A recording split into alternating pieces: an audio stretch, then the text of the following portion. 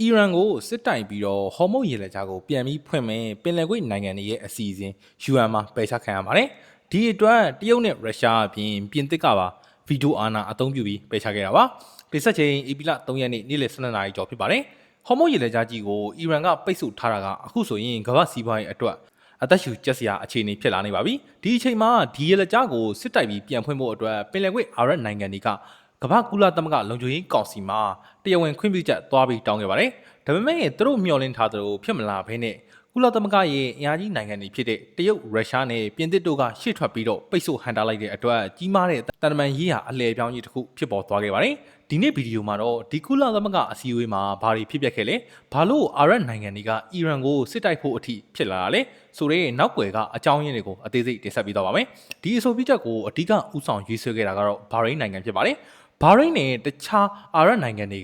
ကကုလသမဂ္ဂလုံခြုံရေးကောင်စီကိုတင်ပြတဲ့မူရင်းအဆိုပြုချက်ထဲမှာဟော်မုတ်ရေလက်ကြားကိုပြန်ဖွင့်ဖို့အတွက်လိုအပ်ရင်နီလန်ဘောင်းဆောင်ကိုအသုံးပြုခွင့်ဆိုတဲ့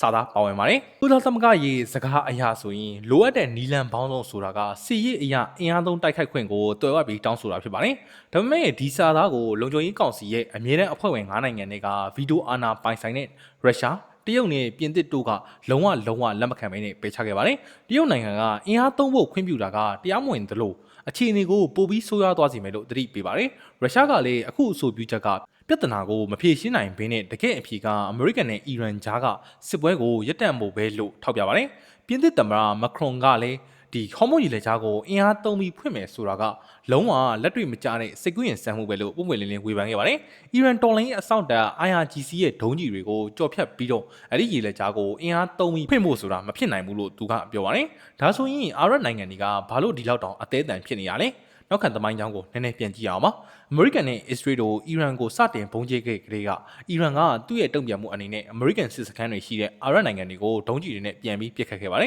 ဒီတိုက်ခိုက်မှုတွေကြောင့်အာရပ်နိုင်ငံတွေရဲ့လေဆိပ်တွေစိတ်ကန်းတွေနဲ့စွန့်ရင်အဆောက်အအုံတွေအကြီးအကျယ်ပျက်စီးခဲ့ရသလိုအရက်သား18ဦးလေးတည်ဆုံးခဲ့ရပါတယ်အဲ့ဒါအပြင်ဟော်မုတ်ရေလက်ကြားပိတ်သွားတဲ့အတွက်ကမ္ဘာအကြီးဆုံးသဘာဝဓာတ်ငွေ့တင်ပို့တဲ့ကာတာနိုင်ငံဆိုရင်သူ့ရဲ့ထုတ်လုပ်မှုကိုအားလုံးရန်နာထားလိုက်ရပါပြီ။တစ်နှစ်ကိုဒေါ်လာဘီလီယံ20လောက်ဆုံးရှုံးမဲ့အခြေအနေဆိုင်နေပါတယ်။အာရပ်နိုင်ငံတွေရဲ့စီးပွားရေးကရေနံနဲ့ဓာတ်ငွေ့အပေါ်အပြည့်အဝမှီခိုနေရတာမလို့ဒီရေလက်ကြားပိတ်သွားတာကသူတို့ရဲ့အသက်ရှူပေါက်ပိတ်သွားတာနဲ့အတူတူဖြစ်နေပါတယ်။ဒီစစ်ပွဲမတိုင်ခင်ကဆော်ဒီကာတာနဲ့အိုမန်လိုနိုင်ငံတွေကအီရန်နဲ့တန်တမာရေးဆက်ဆံရေးကောင်းမွန်အောင်တိစောက်ခဲ့ကြပါတယ်။2023ခုနှစ်မှာတရုတ်နိုင်ငံရဲ့ဂျောင်းဝင်စေးစပ်မှုနဲ့ဆော်ဒီနဲ့အီရန်တို့ပြန်ပြီးတင်မြက်ခဲ့ကြတာကိုမှတ်မိကြအောင်ပါပါ။ဒါပေမဲ့အခုစစ်ပွဲကာလမှာတော့အီရန်ရဲ့တိုက်ခိုက်မှုတွေကအဲ့ဒီနှစ်ပေါင်းများစွာတိစောက်ခဲ့တဲ့ယုံကြည်မှုတွေအားလုံးတစားစီဖြစ်သွားခဲ့ပါပြီ။ကာတာနဲ့အိုမန်တို့ကဂျောင်းဝင်စေးစပ်ပြီးတဲ့နေရာကနေအောင်နှုတ်ထွက်သွားခဲ့ရပါတယ်။ကုလသမဂ္ဂလုံခြုံရေးကောင်စီမှာအင်အားကြီးနိုင်ငံတွေကပိတ်ဆို့လိုက်တဲ့အတွက်နောက်ဆုံးမှာဘာရိန်းကသူ့ရဲ့အဆိုပြုချက်ကိုအများကြီးလျှော့ချလိုက်ရပါတယ်။ခက်ခက်ခွင့်ကိုဖြုတ်ချလိုက်ပြီးတော့ကာကွယ်ရေးအတွက်သာလိုအပ်တဲ့နီလန်းတွေကိုတုံးဝင်ရှိတယ်ဆိုပြီးပြင်ဆင်ရေးဆွဲလိုက်ရပါတယ်။တနည်းအားဖြင့်စစ်သွားတိုက်ခွင့်မရတော့ဘဲနဲ့ကိုတင်မော်ကိုလာတိုက်ရင်ပြန်ခုခံခွင့်ပဲရတော့မဲ့သဘောဖြစ်ပါတယ်။ဒီဖြစ်ရပ်ကိုကြည့်ရင်အီရန်ကိုနိုင်ငံရေးအရာအထီးကျန်အောင်လုပ်ချင်တဲ့အာရပ်နိုင်ငံတွေရဲ့ကြိုးပမ်းမှုက